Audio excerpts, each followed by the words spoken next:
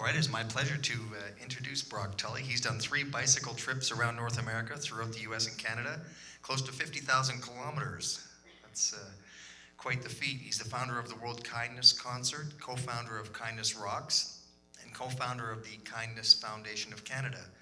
Brock is also the author of 8 books, including the best-selling Reflections series. So, come, Brock Tully. Well, thank you so much. It's a real honor to be here, and I think we're going to meet back here in a month because Bernie's guaranteed 100 people. Didn't you say he guaranteed 100? So we might as well just do it next month, eh? I wish I had ridden a horse around North America, I think, instead of a bicycle. I've had a knee replacement and a hip replacement since.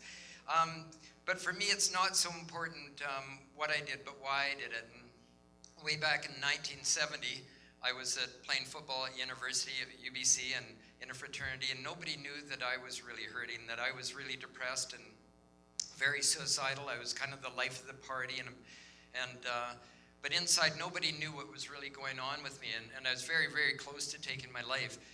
So what happened, I jumped on my bicycle. Nobody had ridden around North America that time, and I just rode and rode. If you ever saw the movie Into the Wild, I just kept riding for 6 months with packs all over my back and all over the United States and Mexico, and it was what it turned out to be really was a 12-inch journey back from my head to my heart. Out of that came my little reflection books. I failed in English in school, now I have 8 books, I'm so excited.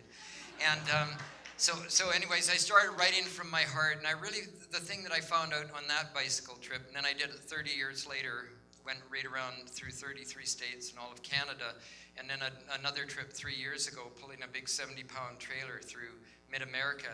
And every trip that I took, I found out that I wasn't alone in my thoughts. At that time, I was alone in my thoughts, thinking I was the only one that wanted to take my life, and I really didn't have that much reason compared to so many people.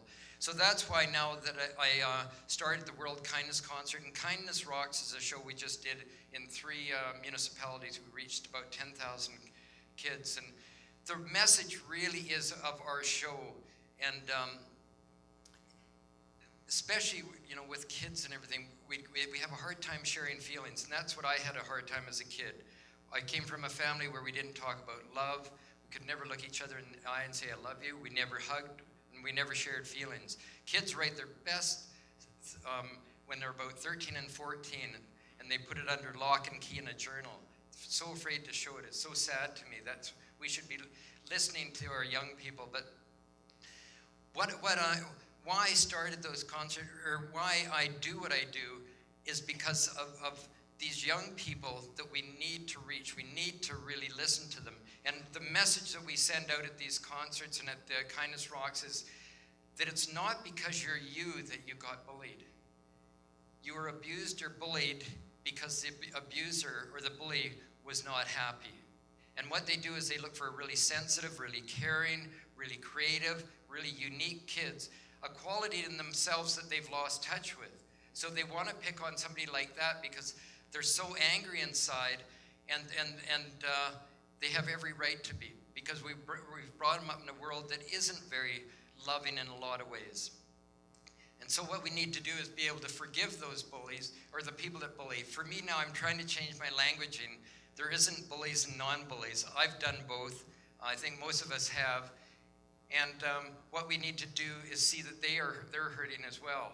And to heal this planet, I think we need to really reach out. And what you've just shared with the horses is just unbelievable. I mean, well, I was just really touched by that. The work that you're doing, it takes people like Yvonne to get a movement going and get an event going, and I know how much work it takes. And I'm just so proud of you for doing that, for everybody else for getting involved. But the neat thing about life is it's very simple. We can do it every moment of every day just by being kinder. By doing little acts of kindness, it makes a huge, huge difference. So we don't have to wait for an event. I'll finish just by saying a friend of mine, when she was 14, she said to me, you know that beautiful saying, live each day as if it's your last? She said to me, wouldn't it be beautiful if we lived each day as if it's everybody we meet's last day? Isn't that neat, coming out of ourselves? One of the thoughts in one of my books is, what I get most from you is not what you give to me, it's what I get from seeing how much you give to others. And the first thought I wrote was, I'd rather be seen for who I am and be alone than be accepted for someone I'm not and be lonely. And maybe I'll just share a couple more. I don't want to go over my time, but a couple others is, one is I do enjoy things, but joy comes from loving the things I do. And when I was younger, I was so motivated by the marks and the trophies and those things out there. And then I realized it's the journey of life that's the most important. It's that journey there. I dedicated one to my parents because they always said, Brock, the light's at the end of the tunnel. And I'd always get to the end of the tunnel and I wasn't any happier. So I wrote, when I thought the light was at the end of the tunnel, I got tunnel vision. When I see that the light's within, there's no longer any tunnels visible. And so I'll just finish off with two there I made into greeting cards. One is for you guys tonight. It's, I always love to see you, but I don't have to see you to always love you. And another one is, even though you're in my presence too little, you're in my thoughts a lot, and you're in my heart always. So thank you so much for having me tonight. Thank you. Thank you so much. Brock Tully, ladies and gentlemen.